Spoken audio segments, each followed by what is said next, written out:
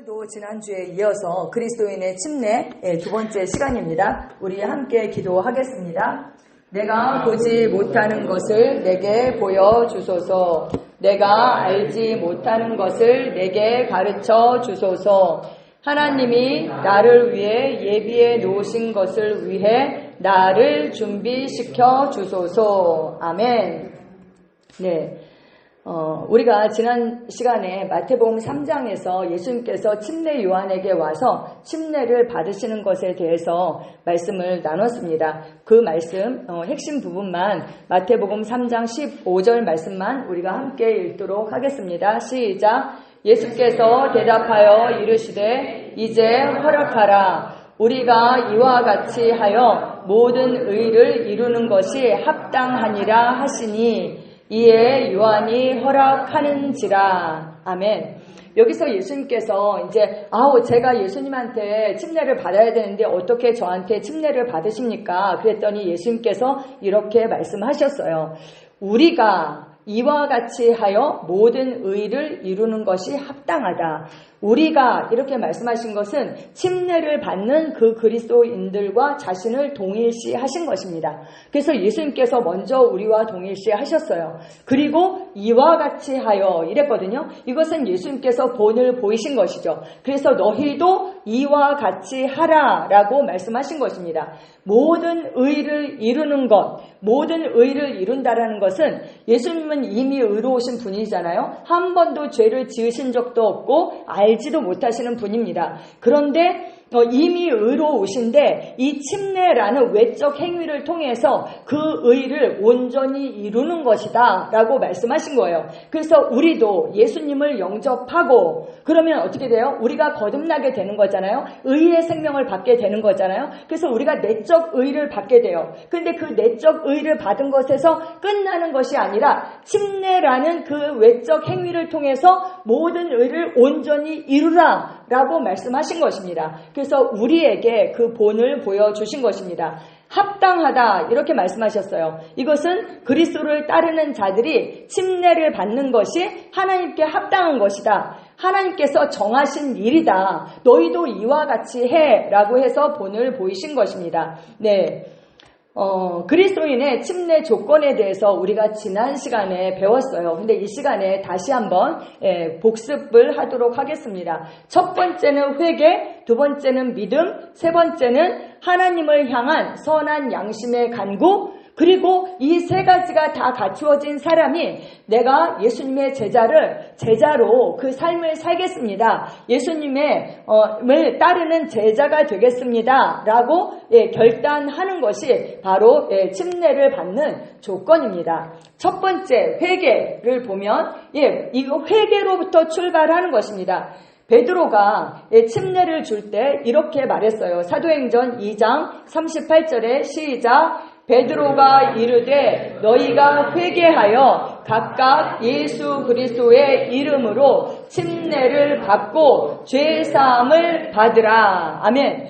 회개하고 침례를 받으라. 주 예수 그리스도의 이름으로 침례를 받으라. 그리고 죄사함을 받으라. 이렇게 말했습니다. 여기서 회개하는 거. 그래서 회개가 출발점이고 침례를 받기 전에 회개가 먼저 있어야 되는 것이거든요. 근데 회개는 무엇인가? 마음을 바꾸는 것입니다. 우는 것, 후회하는 것, 그런 감정이 아니라 바로 결단하는 것입니다. 내가 돌이키겠다라고 결단을 하는 것입니다. 그래서 회개란 확고한 내적 결단과 회심입니다. 구약적 의미로는 돌이키는 거예요. 그래서 여러분 이렇게 생각하시면 되겠어요. 햇빛이 태양빛처럼 정말 밝은 그 하나님이 계신데 우리가 전에는 어떻게 했어요? 하나님을 등지고 있었어요. 그러면 하나님과 멀어지면 멀어질수록 그 까만 그림자가 더 짙어지고 더 커지게 되죠.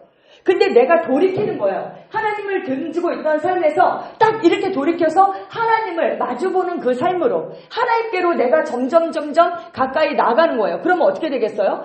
어둠이 없게 되죠. 마치 그런 것과 같이 돌이키는 것입니다. 물론 거듭나는 것은 하나님께 가까이 간다라기보다는 하나님과 하나 되는 그런 의미죠. 그런데 이제 비유를 하자면 그렇다는 거예요. 방향을 바꾸어서 돌이키는 것.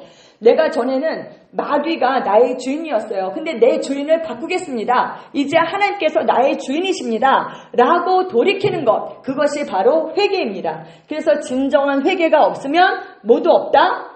진정한 믿음도 없습니다. 네, 그래서 진정한 회개가 중요합니다. 예가 있어요. 히브리서 12장 17절 우리 함께 읽겠습니다.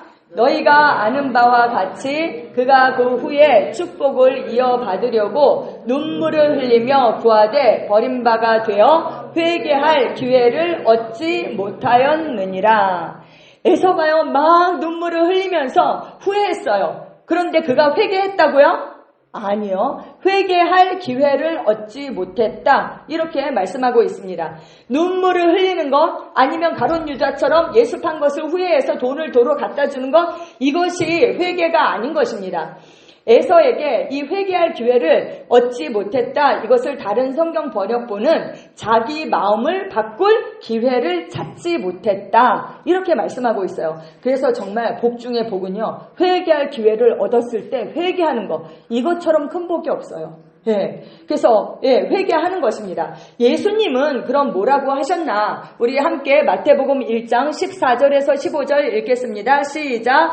요한이 잡힌 후 예수께서 갈릴리에 오셔서 하나님의 복음을 전파하여 이르시되 때가 찼고 하나님의 나라가 가까이 왔으니 회개하고 복음을 믿으라. 아멘. 예수님께서 하나님의 복음을 전파하셨어요. 그런데 그 내용이 뭐였느냐? 하나님의 나라가 가까이 왔다. 그리고 회개하고 복음을 믿으라. 회개하고 돌이켰어요. 그리고 복음을 믿어야 돼요. 그럼 우리가 복음이 뭔지를 알아야 되겠죠. 그럼 복음이 뭐지? 복음은 로마서 1장 16절에 말씀하고 있습니다. 시작. 이 복음은 모든 믿는 자에게 구원을 주시는 하나님의 능력이 됨이라. 아멘. 복음은 뭐라고요? 하나님의 능력이래요. 하나님의 능력. 모든 믿는 자에게. 무슨 능력이요? 어떤 능력이요? 구원을 주시는 능력. 모든 믿는 자에게 구원을 주신대요. 근데 여기서 구원이 뭘 말해요? 사망에서 영생으로 옮겨지는 구원이에요. 사망에서 하나님의 생명으로, 사단의 자녀에서, 마귀의 자녀에서 하나님의 자녀로 거듭나는 그 구원을 말씀하고 있습니다. 이 구원에는요, 하나님의 자녀가 누릴 수 있는 모든 것이 포함되어 있어요. 가난에서 부요로, 질병에서 건강으로, 고통에서 평강과 기쁨으로 다 옮겨지는 그 구원을 다 포함하고 있는 것입니다. 너무 좋죠? 할렐루야. 우리는 이 복음의 능력을 누리고 다른 사람들에게도 전달하는 자입니다. 아멘. 네, 두 번째는 믿음입니다. 이 침례를 받으려면 믿음이 있어야 돼요. 마가복음 16장 15절에 말씀합니다. 시작. 믿고 침례를 받는 사람은 구원을 얻을 것이요 믿지 않는 사람은 정죄를 받으리라. 믿고 침례를 받는 자. 그래서 믿고 침례를 받는 거예요. 믿음이 우선이에요. 그럼 믿음이 뭐죠? 그럼 나는 믿어야 되는데 믿는 것이 무엇인가? 요한복음 1장 12절에 말씀합니다. 시작. 영접하는 자, 곧 그 이름을 믿는 자들에게는 하나님의 자녀가 되는 권세를 주셨으니. 아멘. 믿는 것은요, 예수님을 영접하는 거예요. 그리고 그 영접하는 자에게 뭘 준다고요? 하나님의 자녀가 되는 권세를 주신다. 영접하면 하나님의 자녀로 거듭나게 되는 것입니다. 네, 그러면 무엇을 믿는가? 영접의 내용에 대해서 우리가 함께 보겠습니다. 로마서 10장 9절입니다. 시작. 내가 만일 내 입으로 예수를 주로 시인하며 또 하나님께서 그를 죽은 자 가운데서 살리신 것을 내 마음에 믿으면 구원을 받으리라. 아멘. 영접은요, 간단히 말하면 주인을 바꾸는 것입니다. 주인을 바꾸는 것. 그리고 우리가 죽으면 천국과 지옥으로 갈라지게 되잖아요. 모든 사람은 천국에 가든지 지옥에 가든지 둘 중에 하나입니다. 그런데 어떻게 천국과 지옥에 가는가? 자기 주인이 누구인지에 따라서 그 주인을 따라서 가는 것입니다. 근데 영접은 주인을 바꾸는 것이에요. 전에는 내 주인이요, 나는 내가 주인 되어서 살았어. 내 마음대로 사는 것 같지만 사실은 마귀의 종이 되어서 살았던 것입니다. 그런데 이제 내 주인을 바꾸겠습니다. 내 영혼 몸의 주인이신 예수님을 누구로 영접하는 거예요? 주님으로 영접하는 것입니다. 주로 시인하며, 주로 시인하고 인정하고 시인하고 고백하는 것입니다. 예수님이 나의 주인이십니다. 근데 뭐의 주인이에요? 내 영과 혼과 몸의 주인이십니다. 라고 고백하는 거예요. 예수님은요, 우리의 생명의 주님이십니다. 아멘. 시간의 주님이십니다. 아멘. 그리고 돈의 주인이십니다. 아멘. 어떤 분이요, 침례를 받는데 물속에 푹 들어가잖아요. 근데 지갑은 이렇게 빼가지고 이렇게 물속에 집어넣지 않았대요. 지갑은 침례 받고 싶지 않은 거예요. 예, 그것이 아니라 우리의 시간과 돈과 모든 것. 여러분, 우리의 생명은요, 사실 시간으로 되어 있어요. 우리의 시간이 다하면 우리가 주님 앞에 서야 되는 것입니다. 그 시간을 투자해서 내가 일한 대가로 뭘 받아요? 돈을 받아요. 그래서 이 돈이요, 생명처럼 귀한 거예요. 사실. 그래서 여기에 주인이, 예수님이 뭐라고 하셨어요? 두 주인을 섬길 수 없다. 하나는 예수님, 하나는 뭐예요? 돈이에요. 돈이 그렇게 막강한 힘을 가지고 있어요. 내가 돈을 따라서 살 것인지 아니면 하나님을 섬길 것인지 우리가 결정해야 하는 것입니다. 아멘. 그러면 우리가 주님을 따르면 내가 그러면 전에는 내 마음대로 막 쓰고 살았는데 예수님 따르면은 내가 마음대로 못하는 거 아니야? 마음대로는 못해요. 근데 그렇다고 해서 우리가 손해를 볼까요? 그렇지 않아요. 오히려 가난했는데 부욕해 돼요. 왜요? 하나님의 자녀가 되는 건데요. 하나님이 이 우주 만물의 주인이신데요. 그쵸? 아니, 이 우주 만물의 주인데 하나님의 자녀로 사는 게 좋겠어요? 아니면 정말 내가 고군분투하면서 내가 그렇게 마귀의 종이 되어서 사는 게 좋겠어요? 그쵸? 당연히 하나님의 자녀로 사는 게 좋죠. 그래서 여러분, 내 생명의 주님이십니다. 내 시간의 주님이십니다. 내 돈의 주님이십니다. 그 고백이 되어져야 합니다. 내 삶을 주님께 맡깁니다. 아멘. 아멘. 그러면 주님께서 우리의 삶을 책임지세요. 근데 내가 맡기지도 않았는데 주님이 어떻게 책임을 져요? 내가 맡겨야지 책임을 지죠. 하나님은 우리에게요, 정말 영화로운 삶을 주셨어요. 아름다운 삶. 예수님 클래스에서 예수님처럼 사는 삶. 그 삶을 우리에게 주셨습니다. 그러니까 여러분 안심하시고 내 삶을 우리 주님께 맡겨도 됩니다. 아멘. 무엇을 믿는가? 두 번째예요. 로마서 10장 9절에 시작. 또 하나님께서 그를 죽은 자 가운데서 살리신 것을 내 마음에 믿으면 구원을 받으리라. 예수님을 주로 시인하기 전에 우리의 마음에 먼저 믿어야 되는데 무엇을 믿는가? 하나님께서 예수님을 죽은 자 가운데서 살리신 것을 믿는 것입니다. 죽은 자 가운데서 살리셨다. 이것을 믿는 게 굉장히 중요해요. 여러 가지가 있을 거 아니에요? 그런데 뭐냐? 예수님께서 내 죄가 되셔서 십자가에서 죽으셨어요. 내가 죽어야 되는데 나 대신 예수님께서 죽으신 거예요. 나로서 죽으신 거예요.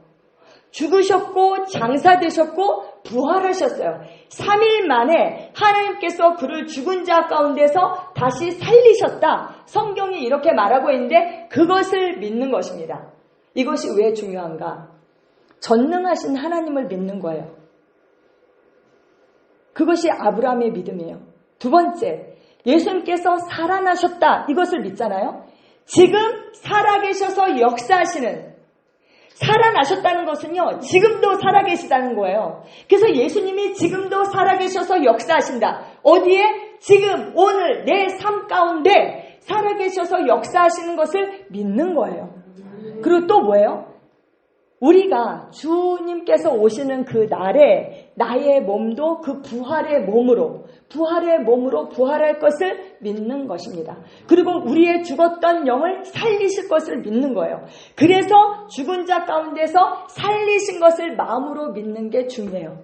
원래는 우리가 죽어 있었어요. 영이. 근데 그 죽은 영을 살리시고 우리의 몸도 주님 오시는 그 날에 부활의 몸을 입게 될 것을 우리가 믿는 것입니다. 이것이 아브라함의 믿음이고 예수님의 믿음이고 나의 믿음이에요. 우리 하나하나 보도록 하겠습니다.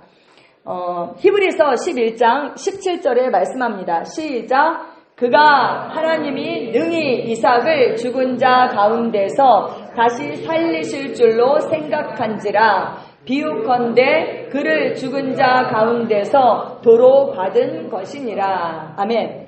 이것이 아브라함의 믿음이에요. 아브라함이요, 하나님께 이삭을 바쳐라. 여러분, 아브라함은요 어마어마한 부자였어요. 어마어마한 부자였어요. 왕이 위협을 느낄 정도로 그렇게 부자였어요.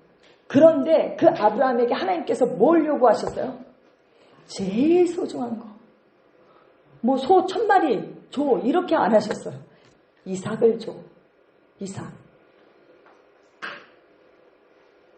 여러분의 가장 소중한 것을 드려야 돼요. 하나님께서 이삭을 바쳐라. 아브라함은요 이삭을 하나님께 드렸어요. 어떻게 이삭을 드릴 수가 있었을까요? 100세가 되어서 이삭을 낳았거든요.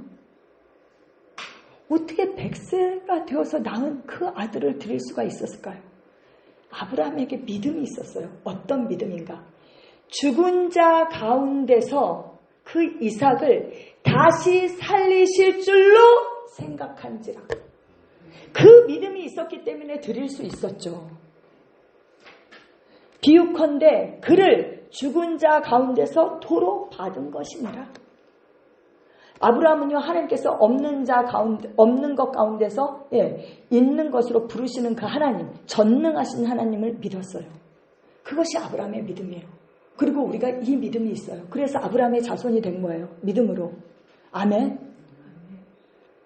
여러분, 여러분에게 가장 소중한 이삭을 드릴 때 두려워하지 마세요. 두려워하지 마세요. 하나님은 전능하십니다. 아멘. 그럼 예수님의 믿음은 뭔가? 우리 히브리서 5장 7절 함께 읽겠습니다. 그는 육체에 계실 때에 자기를 죽음에서 능히 구원하실 이에게 심한 통곡과 눈물로 간구와 소원을 올렸고, 예수님께서 육체에 계실 때요 어떻게 십자가에서 자기 영혼을, 자기 몸을, 생명을 하나님께 드릴 수 있었는가? 자기를 죽음에서 능히 구원하실 이라는 것을 아셨어요. 그러니까 자기 영혼을 맡길 수가 있죠. 영혼이 지옥에 가서 끝난다라고 생각하면 어떻게 하나님께 자기 생명을 맡길 수가 있겠어요. 근데 예수님도 이 믿음이 있으셨어요. 자기를 죽음에서 능히 구원하실 이에게, 그 하나님께 기도하셨다는 거예요. 그리고 우리가 예배소서 1장 17절에서 19절 말씀 계시기도다 해서 우리가 아침마다 기도하잖아요. 근데 20절에 너무 중요한 말씀이 있어요. 우리가 20절까지는 안 읽거든요. 근데 20절에 이런 말씀이 있습니다. 우리 함께 읽겠습니다.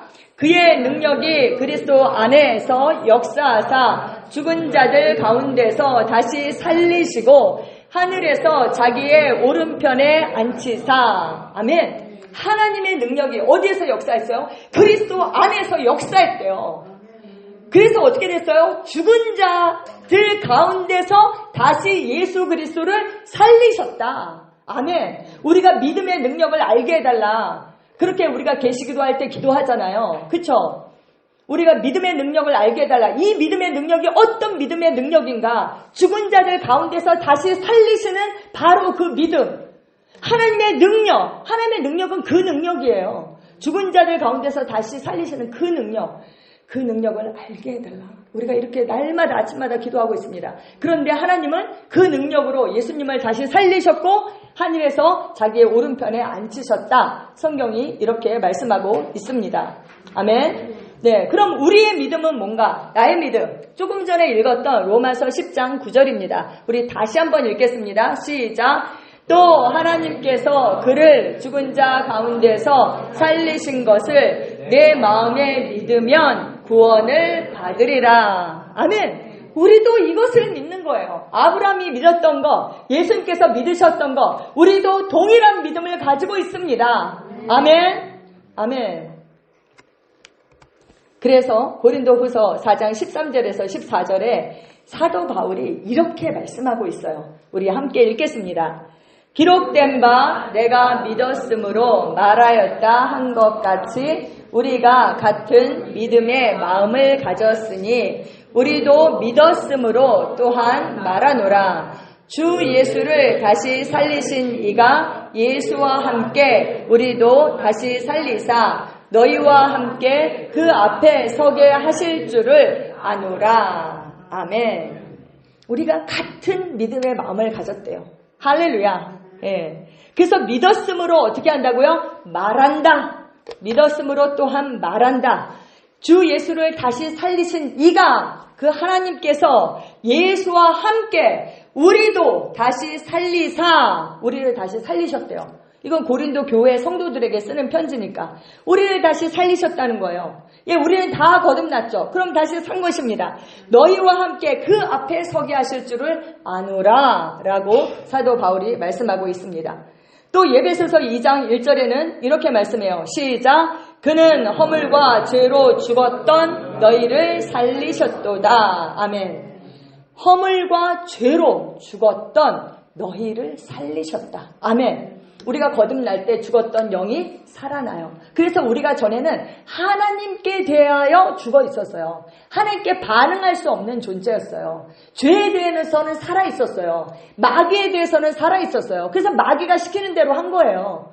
죄 짓고 죄인지도 모르고. 그런데 그 죽은 영이 우리가 살아나게 되었어요. 허물과 죄로 죽었던 너희를 살리셨도다. 그래서 우리가 뭐라고 얘기해요? 우리 영이 살아났기 때문에 거듭난 나는 영입니다. 혼을 가지고 몸 안에 삽니다. 우리가 이렇게 고백하는 것입니다. 네, 요한복음 3장 6절에 이렇게 말씀합니다. 시작. 육으로 난 것은 육이요 영으로 난 것은 영이니. 네, 어떻게 거듭난가? 육으로 난 것은 육이에요. 저 안종향이잖아요. 저희 아버지 성함이 안자, 경자, 원자예요. 안경원 장로님께서 저를 낳으셨어요. 제 이 육체는 아버지로부터 왔어요. 그 씨, 아빠의 정자로부터 왔어요. 그것은 썩을 씨예요. 그런데 제가 거듭났잖아요. 저는 말씀의 씨로 태어났어요. 그 말씀의 씨는 살아있고 영원한 씨예요. 썩지 않아요. 하나님께서 나를 낳으셨대요. 하나님은 영이세요. 근데 영은, 영으로 난 것은 뭐라고요? 영이다. 영은 영을 낳은 거예요. 퓨뉴마는 퓨뉴마를 낳았어요. 그래서 우리가 거듭난 나는 영입니다. 진짜 나는 영입니다. 나의 본질은 영입니다. 라고 고백하는 거예요. 영인데 뭐예요? 혼을 가지고 있고 몸 안에 살고 있어요. 아멘. 네, 고린도후서 5장 17절 시작. 그런즉 누구든지 그리스도 안에 있으면 새로운 피조물이라. 이전 것은 지나갔으니 보라 새 것이 되었도다. 아멘. 우리가 보는 성경에는 모든 것이라는 말이 빠졌거든요. 근데 영어 성경에 보면요, 모든 것이라는 말이 들어가 있어요. 우리가 새로운 피조물이 되었어요. 거듭날 때. 이전에는 없던 종족이 되었어요. 근데 모든 것이 새 것이 되었대요. 할렐루야. 우리의 영만 거듭나는 뿐만 아니라 하나님께서 우리에게 새 마음도 주신대요. 새 마음도. 그래서 이 새 마음이 영에 있는 것을 그대로 반영하면 우리의 몸에도 그 변화가 나타나게 되어 있어요. 그래서 다른 사람들도 알아볼 수 있어요. 최수림 목사님 친구분, 김진호 목사님 친구분께서 그렇게 얘기하셨대요. 그리스도인에게는 빛이 있잖아. 믿지 않는 사람들도 그 빛을 알아볼 수 있어요. 아멘. 우리가 그렇게 돼야 되겠죠. 예. 그 빛을 그대로 트랜스페런트하게 이렇게 쫙 나타내고 살아야지 우리 영 안에는 빛이 있는데 맨날 죽상을 하고 다녀가지고 아무도 그 빛을 알아보지 못하면 안 되겠죠. 그렇죠? 예, 그렇습니다. 우리는 새로운 피조물이 되었고 모든 것이 새 것이 되었습니다. 요한복음 3장 2절에 이렇게 말씀합니다. 시작. 사랑하는 자들아, 이제는 우리가 하나님의 아들들이라. 아멘. 여기 있는 우리 모두는 예수님을 영접했고 거듭났습니다. 그래서 오늘 침례 받으시려고 하는 것이죠. 이제는 우리가 하나님의 아들들이다. 예, 여기서 테크논이라고 했어요. 이거는 생물학적으로 실제적으로 하나님의 아들이 되었다는 거예요. 아들도 아닌데 그냥 아들이라고 쳐줄게, 그냥 아버지라고 불러, 이렇게 하는 게 아닙니다. 아셨죠? 세 번째는 하나님을 향한 선한 양심의 간구입니다. 예, 베드로전서 3장 21절 시작. 물은 예수 그리스도께서 부활하심으로 말미암아 이제 너희를 구원하는 편이 곧 침례라. 이는 육체의 더러운 것을 제하여 버림이 아니요 하나님을 향한 선한 양심의 간구니라. 아멘. 조금 전에 말씀드린 것처럼 물은 뭐예요? 침례를 뜻하는데 구원하는 표래요. 어떻게요? 예수님께서 부활하심으로. 근데 우리가 이 침례를 받는 것은 몸을 씻기 위해서 지금 물속에 들어가는 것이 아니잖아요. 하나님을 향한 선한 양심의 간구래요. 무슨 뜻이냐? 우리의 죽었던 영이 살아날 때에 우리의 양심도 살아나게 되었어요. 이 양심은 어떤 양심이냐? 하나님을 향한 양심이에요. 양심은요, 이런 거예요. 우리가 이제 한국 사람으로서의 양심이 있잖아요. 중국 사람의 양심이 다르고요. 한국 사람의 양심이 다르고요. 아프리카 사람들의 양심이 달라요. 왜냐하면 양심은요, 지식의 영향을 받아요. 예를 들어서 제가 길 가다가 쓰레기를 버리거나 침을 탁 뱉어요. 그러면 제 양심에 걸리겠죠. 왜냐하면 한국에서는 그것이 불법이기 때문이에요. 양심에 찔려. 근데 아프리카나 이런 데는 그런 법이 없어요. 그럼 그 사람들은 그렇게 해도 길거리에다 침 뱉는다고 양심에 가책이 안 되겠죠. 지식의 영향을 받아요. 근데 우리가 거듭날 때 우리의 지식에까지 새롭게 하심을 받았다 이렇게 말씀하거든요. 그리고 영에는 워치만에 의하면 영에는 우리의 교통, 그 성령님과 교통할 수 있는 것, 그리고 직감 그리고 양심이 있다 이래요. 근데 이 양심은 영에 속한 거예요. 하나님께 대한 양심. 이 세상 도덕적인 그런 양심이 아니라 하나님께 대한 양심이 죽어 있었어요. 근데 우리가 거듭날 때 하나님을 향한 양심이 살게 되었거든요. 다시 말하면 하나님께 대하여 산 자가 되었어요. 그래서 하나님께 대하여 우리가 반응할 수 있게 되었다라는 거예요. 그래서 영으로 하나님과 교통하고 교제하고 그리고 하나님 말씀에 대한 그 양심에 우리가 가책을 받아요. 그래서는 그냥 내 마음대로 죄짓고 살았는데 이제는 누구를 미워하면 내 마음이 너무 불편해.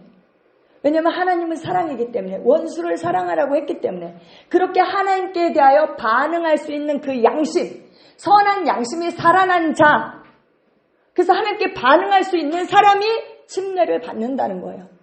아셨죠? 우리는 지금 그런 자들이 되었습니다. 마지막 이 세 가지 조건을 다 갖춘 자가 이제 제가 그리스도를 따르겠습니다 라고 할 때의 침례를 받는 거예요. 누구에게 침례를 주라고 했는지 우리 마태복음 28장 19절에서 20절 앞부분 함께 읽겠습니다. 시작. 그러므로 너희는 가서 모든 민족을 제자로 삼아 아버지와 아들과 성령의 이름으로 침례를 베풀고 내가 너희에게 분부한 모든 것을 가르쳐 지키게 하라. 누구에게 침례를 주라고요? 제자에게. 가서 모든 민족을 제자로 삼아. 제자를 먼저 삼아. 그리고 아버지와 아들과 성령의 이름, 예수 그리스도의 이름으로 침례를 베풀어라. 이렇게 말씀하고 있습니다. 그리고 나서 너희에게 분부한 모든 것을 그 말씀대로 살 수 있도록 가르쳐라. 이렇게 말씀하고 있어요. 제자에게. 그래서 제자가 되기 위한 그리스도인의 삶의 출발점은 바로 침례입니다. 제자가 뭐예요? 스승을 따라하는 게 제자예요. 제가 예수님을 따르겠습니다. 그런 결단이 있으시죠? 아멘. 침례의 영적 의미에 대해서 보도록 하겠습니다. 침례는요, 그리스도와 동일시 되는 거예요. 예수님께서 우리와 동일시 하셔서 침례 요한의 침례를 받으셨어요. 이제 우리가 침례를 받음으로 우리가 그리스도와 동일시 하는 것입니다. 로마서 6장 3절에서 4절 말씀 함께 읽겠습니다. 시작. 무릇 그리스도 예수와 합하여 침례를 받은 우리는 그의 죽으심과 합하여 침례를 받은 줄을 알지 못하느냐.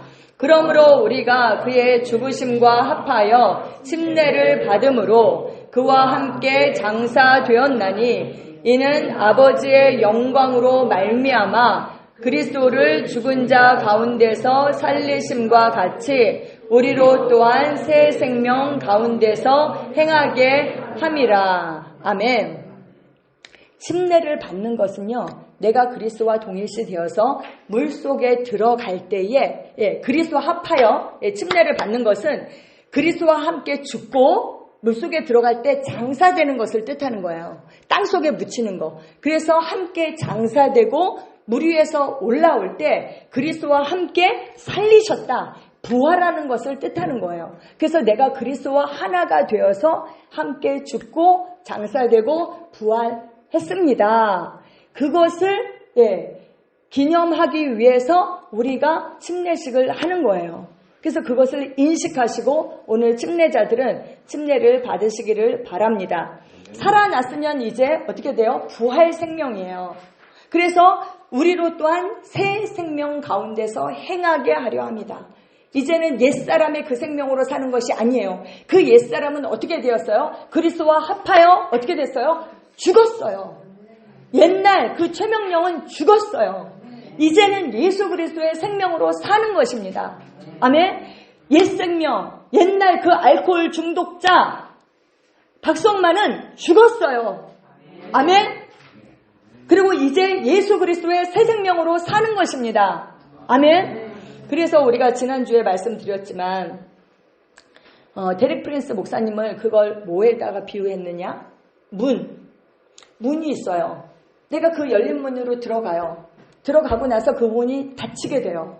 그러면 이전으로 다시 돌아갈 수 있을까요? 없을까요? 없어요. 이전으로 다시는 돌아갈 수 없어요. 그것을 인식하시고 받으시길 바랍니다. 로마서 6장 5절 시작. 만일 우리가 그의 죽으심과 같은 모양으로 연합한 자가 되었으면 또한 그의 부활과 같은 모양으로 연합한 자도 되리라. 죽으심과 같은 모양으로 연합했어요. 그래서 같이 죽었어요. 그랬다면 뭐라고요? 그와 그의 부활, 그분이 일으켜지셨을 때, 부활하셨을 때, 살아나셨을 때 그 부활과 같은 모양으로도 연합한 자가 된다라고 로마서에 말씀하고 있습니다. 또 로마서 6장 8절에 이렇게 말씀합니다. 시작. 만일 우리가 그리스도와 함께 죽었으면 또한 그와 함께 살 줄을 믿노니. 아멘. 네. 갈라디아서 3장 27절 시작. 누구든지 그리스도와 합하기 위하여 침례를 받은 자는 그리스도로 옷 입었느니라. 오늘 침례 받으시죠? 그러면 그리스도로 옷 입는 거래요. 침례를 받은 자는 그리스도로 옷 입었다. 여기서 옷은요, 신분을 나타내요. 신분, 정체성. 그래서 내가 새 신분으로 그리스도인은 그리스도와 같다라는 의미거든요. 그래서 내가 새 신분, 하나님의 아들, 그리스도와 같은 신분, 이 신분으로 산다. 새 정체성을 가진다라는 뜻입니다. 그래서 그리스도와 같은, 그리스도로 옷 입었다. 그리스도와 똑같은 그 정체성을 갖고 살아라. 이런 말씀이에요. 할렐루야. 아멘. 갈라디아서 2장 20절에 너무나 유명한 말씀이죠. 사도 바울의 고백입니다. 이 고백이 우리의 고백입니다. 시작. 내가 그리스도와 함께 십자가에 못 박혔나니 그런즉 이제는 내가 사는 것이 아니요 오직 내 안에 그리스도께서 사시는 것이라. 이제 사도 바울이 이렇게 했어요. 내가 사는 게 아니야. 나는 어떻게 됐다고요? 여기서 내가 이거는요, 옛사람을 말해요. 예수님과 함께, 그리스도와 함께 십자가에 못 박혀 죽었대요. 그리고 이제 내가 사는 것은 내 안에 계신 그리스도께서 사시는 것이야. 그 그리스도의 생명으로 사는 것이야. 그 그리스도께서 나를 통해서 사신다는 거예요. 그래서 그리스도와 내가 동일시 되었다는 것을 늘 인식하고 살았어요. 사도 바울은. 이 고백이 우리의 믿음의 고백입니다. 아멘. 그리고 로마서 후서 4장 10절에서 11절에 이렇게 말씀합니다. 시작. 우리가 항상 예수의 죽음을 몸에 짊어짐은 예수의 생명이 또한 우리 몸에 나타나게 하려 함이라. 우리 살아있는 자가 항상 예수를 위하여 죽음에 넘겨짐은 예수의 생명이 또한 우리 죽을 육체에 나타나게 하려 함이라. 아멘. 이제 어떻게 살아야 하는가? 내가 옛사람은 죽었어. 이제 나는 그리스도와 동일시 되었어. 그리스도와 하나가 되었어. 내 입은 그리스도의 입이야. 내 손은 그리스도의 손이야. 내 발은 그리스도의 발이야. 이렇게 생각하고 살아야 되고요. 사도 바울은 고린도 후서에서 이렇게 얘기했어요. 예수님의 죽음을 내 몸에 항상 짊어진다. 내가 그리스도와 함께 죽었지. 그리스도께서 나로서 죽으셨지. 예수님께서 죽으실 때 나도 죽었지. 그렇게 짊어지는 이유가 뭐냐? 예수의 생명이 내 몸에 나타나게 하기 위해서. 우리가 맨날 나는 새로운 피조물입니다. 새로운 피조물입니다. 이래요. 새 생명을 받았어요? 근데 옛사람이 죽었다라는 것을 하나도 인식하지 않아요. 그럼 말로는 맨날 새 생명 하지만 새 생명이 우리 몸에 나타나요?